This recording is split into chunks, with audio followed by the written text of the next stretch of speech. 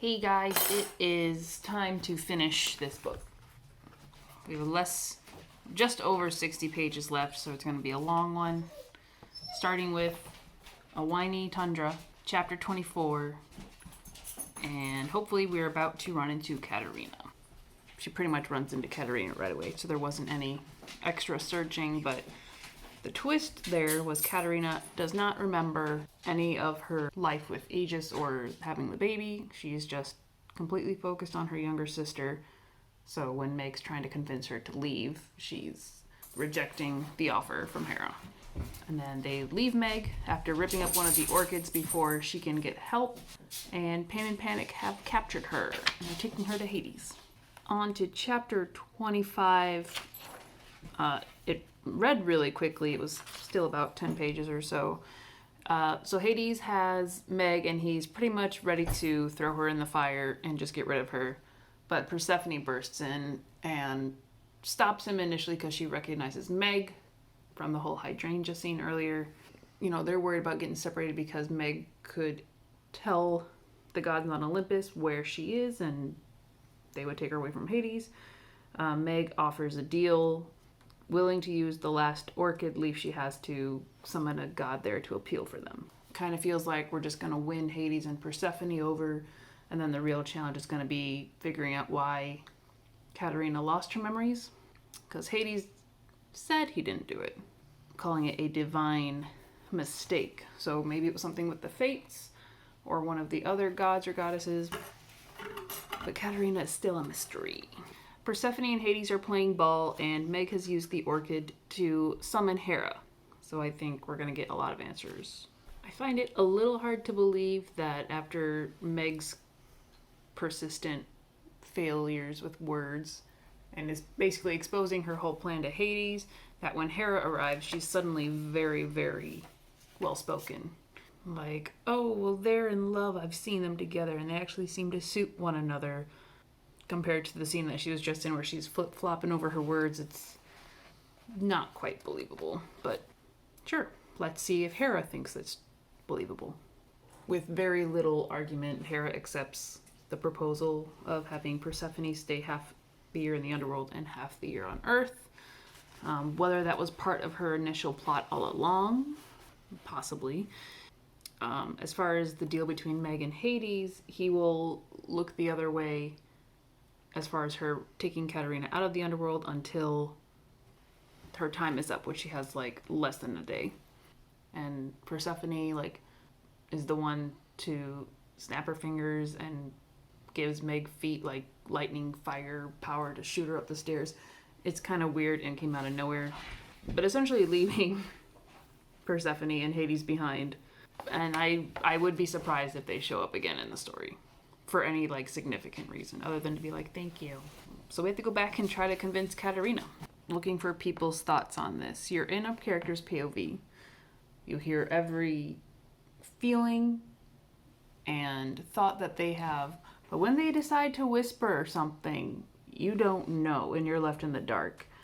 Layla whispers something to her, and it's basically the child whispered something so quickly that she asked her to repeat it just to be sure. Made her excited and hopeful, and then she just whispered back.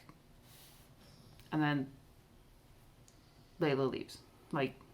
If I'm in your POV and I'm literally hearing all of your inner thoughts, why can't I hear your whisper? Just for suspense as a reader. What do you guys think? Should we be able to hear whispers when we're in someone's POV? Okay, we're not done with this whispering thing. Based on that scene, I think we can assume that Layla came up with a plan to convince Katerina, or at least some trick or something, right? So when they approach Katerina again,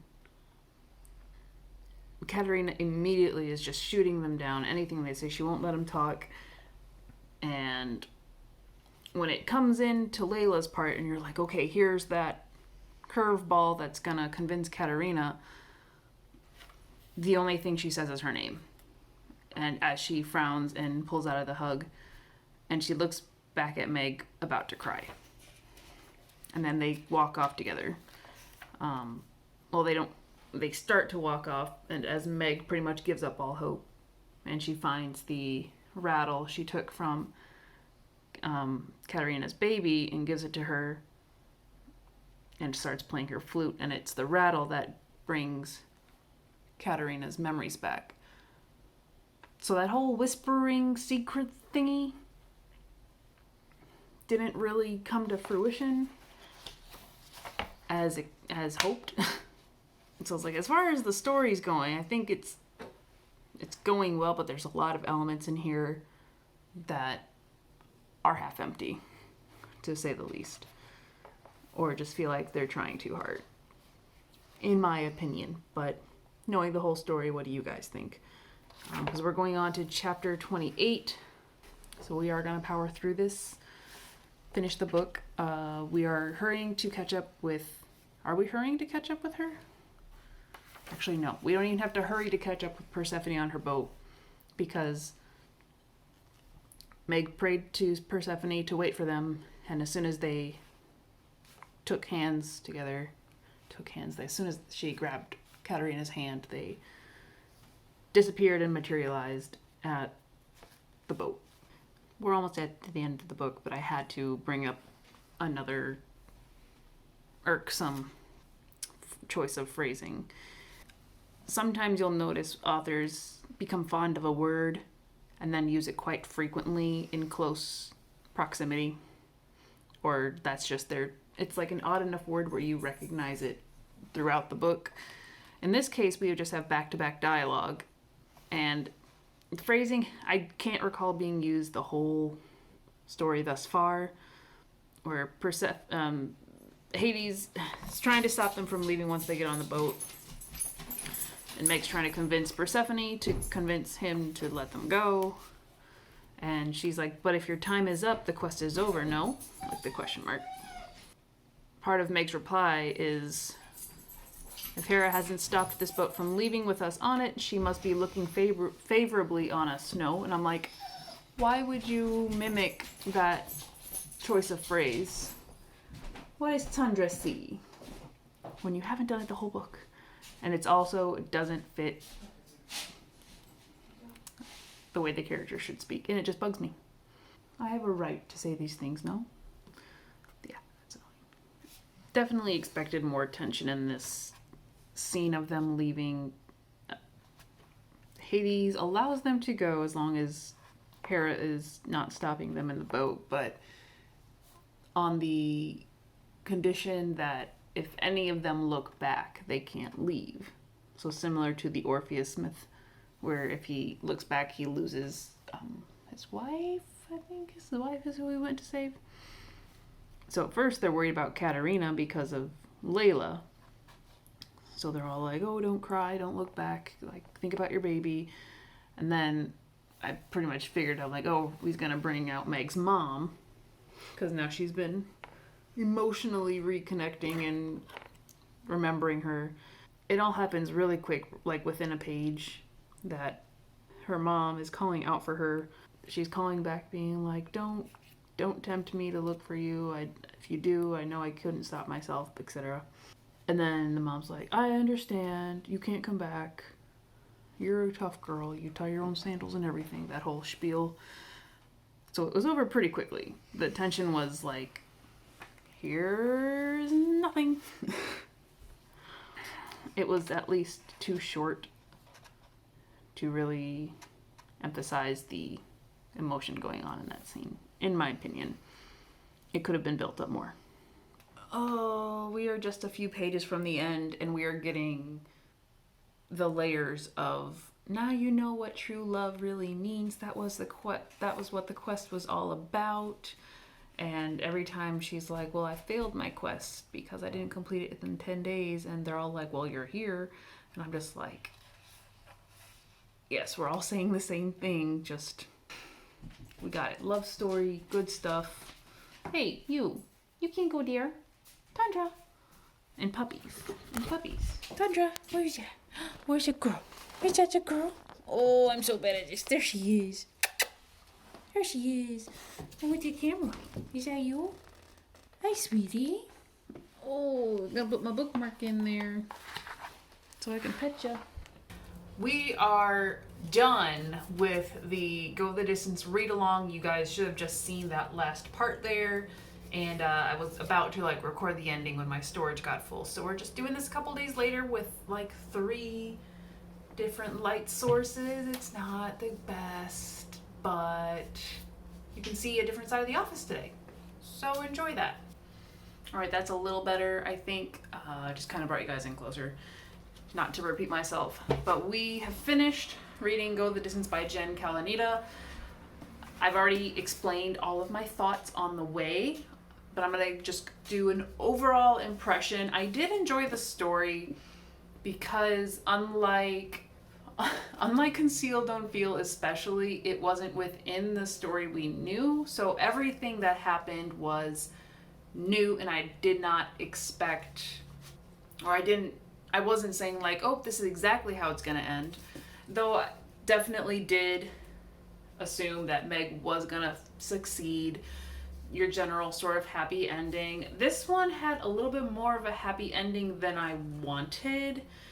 I will be honest about that, just because like there were a lot of mopey times that seemed unnecessary, but in the end, hey, you still did good job. Here's godhood, which is fine, but there was also really no consequences otherwise throughout. Like nobody was really injured, nobody died, people came back from death, and 2 people who were already dead stayed dead, so it wasn't a loss in my opinion. I feel like the stakes could have been higher. The twist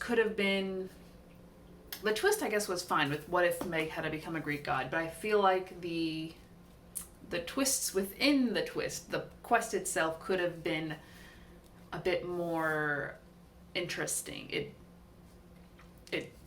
on one hand it did feel just like a Greek myth quest, the Trials of Hercules sort of thing, which was fine, but it seemed like Meg's actions were rushed. She was kind of in that, I'm on a time limit, kind of need to rush, but emphasis wasn't giving to enough interesting things to actually flesh out that, for me, I could have done with a lot more building up rather than the internal, do I actually want to become a god or not? It's like, that's good too, but I need more. And this book is not that big. There could have been a lot more content fleshing out things. It's hard to say without totally changing the story, but I did enjoy it for what it was worth. It's definitely not topping my list. This is the 11th book in the Twisted Tales. Better than Conceal Don't Feel. Close to Mirror Mirror, but I think it is a bit better. I can't remember who was in my number 8. It might have been Mulan. Was it Mulan? Let me check that. Okay, I have my reference, but I had ranked the Aladdin story number 8, the Mulan story number 7. And I remember why I did that. Do I think this is better than Aladdin? No, I don't. So this is probably slotting into the number 9 if we're adding 10 and 11. Definitely had higher expectations, but oh well. Now on to the good stuff. So I have the next book, which is What Once Was Mine, and this is a chunker. I think it's the 2nd or 3rd largest so far in this series. So I'm very excited about it. Also, it's Rapunzel, and I'm excited to see Flynn in here. And just Braswell is one of the best. I think she is the best of the trio so far, at least with her stories. Like, I've really, really enjoyed them. So I'm very excited to dive into this one in the next quarter. Once I have a little bit more time, I gotta finish the final preps and edits for my books.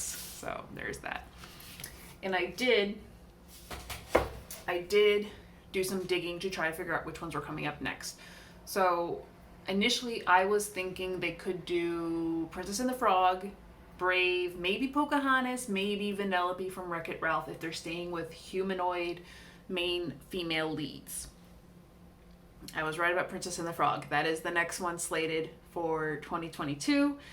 And I believe it's a new author. So they added a fourth author to the entourage of Twisted Tales. So really curious to see her work. She's doing The Princess and the Frog with Tiana as the lead. I think the only thing we know about it is that she doesn't turn into a frog. They really don't want to write animals, and that's like half of Disney. So I'm saying again, y'all need to do some animal stuff. I think it can work. The next one, this one really was a surprise, is from the Pinocchio classic movie. The main character that they've invented a totally new story for is the Blue Fairy. The Blue Fairy from Pinocchio. So random. Okay, sure. Definitely sticking with the whole female shiny sparkly leads. The next two have been confirmed for contract, but not for content necessarily. But I believe Braswell and Kalanita are teaming up on one of them. And then the newest author who's doing Tiana's story is doing that fourth one, which will be, what are we on? 12, 13, 14, 15, the 16th book. So there's 4 more books after One Once Was Mine that seem to be planned to come out next year and the year after. So I'm still holding out for Brave. Thinking of Pocahontas still, I don't think it's impossible. I could also see if they're going to pull female characters who aren't the leads like they did with the Blue Fairy, they could do something with Lilo or her sister from Lilo and Stitch. They could do, I keep coming back to like 100 Dalmatians because that was like very recent where the movie came out. I don't know if they would necessarily do anything with Cruella as the main character, and I'm not sure Perdita is developed enough or has enough that could happen in that realm. There's like no magic to work with, so I don't think it's gonna be them. But have all of these had magic? All of them have had magic or an element of magic. So that is another thing to look at on who could be coming up. So still holding on for Pocahontas and Brave. We'll see. If I think of any more, I'll let you guys know, but I'm gonna end the video here because it's been quite a long finishing up. Thank you guys for coming along this ride. Hopefully it was enjoyable for you. I did enjoy it even when it didn't seem like I was enjoying it. I think the hardest part was just like mentally setting up and preparing myself that, oh, I want to read, but I also have to look presentable for the camera to a certain degree, and I have to have lighting, and I have to speak my thoughts instead of just reading and going through it and enjoying it and for what it is. So using a little extra brain power there. Thankfully I did it on like a really short book. I think it's the second or third shortest, so yeah, it was a good length. So yeah, we will keep doing reviews and stuff. Again, I don't want to drag out this ending too long. We obviously have what Once Was Mine coming up, and I do want to start the villain series here. Is it by Serrano? Yes, by Serena Valentino. I don't know who Serrano is, but there's a current series going on following villains, and those stories, I'm told, actually weave together through the storyline. It's only written by one author, who is Serena Valentino. I definitely want to start reading those and have that be my like other set of Disney books going on. Because why would I talk about anything else? Just my books or Disney books or drawing things sometimes, sort of, kind of, maybe. I think that was like 2 or 3 times that I said I was going to end this video and I kept talking. So I am going to end this video like in the next 15 seconds.